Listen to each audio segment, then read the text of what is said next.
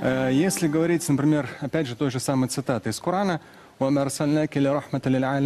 говорит Господь миров, тебя, обращаясь к пророку Мухаммаду, не спаслали для миров в качестве божественной милости. То есть на сегодняшний день всего лишь 1/1000, может быть 10-тысячная из числа мусульман оказалась в системе так называемого международного терроризма. Это может быть 0,1%. Но эту тему, исламский терроризм, эти ребята, сколько им было, 18-20 лет? Они, кстати, родились во Франции или нет? Французы они. Они французы. И родились во Франции. То есть здесь очень важный нюанс, который никто не учитывает. Постоянно обобщают. Мусульмане, мусульмане, мусульмане. Это очень маленький процент, раз.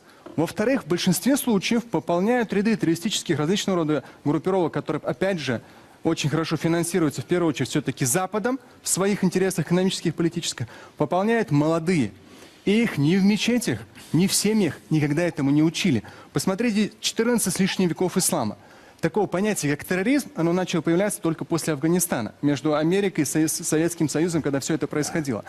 В исламе такого не было. С точки зрения, то есть самое большое оскорбление для мусульман здесь то, что вот эту всю грязь, может быть даже, да, мусульмане 1,5 миллиарда почти отвечают как бы за этот 0,0 там, 0,001% из их числа, но в большинстве своем это люди, которых воспитало сегодняшнее телевидение, французское в том числе, где постоянно говорилось исламский терроризм.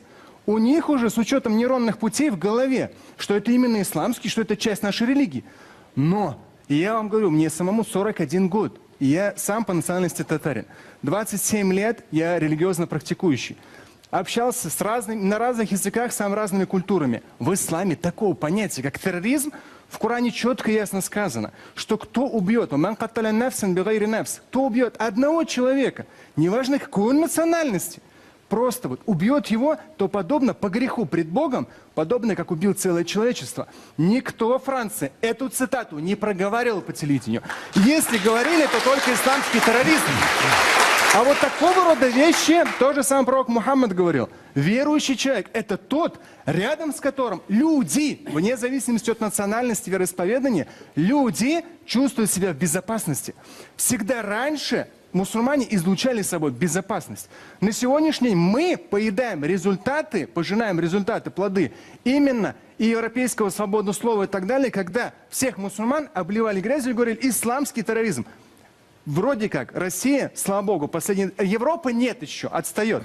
Россия начала разделять последние 3 года. Вот это преступление, а вот это религия. С точки зрения, опять же, подчеркну последнее, религии, то же самое аят в Коране. Больше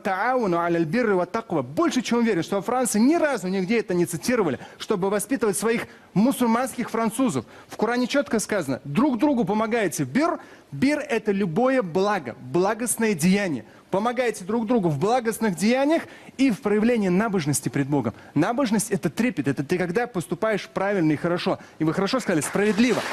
Но справедливо не с точки зрения преступлений, а с точки зрения благочестия. И дальше идет в аяте. Но никогда не помогайте друг другу, в Коране говорится, никогда не помогайте друг другу в вражде и грехе. Во вражде и в грехе никогда друг другу не помогайте. Вы это по телевидению в СМИ, наверняка в европейских.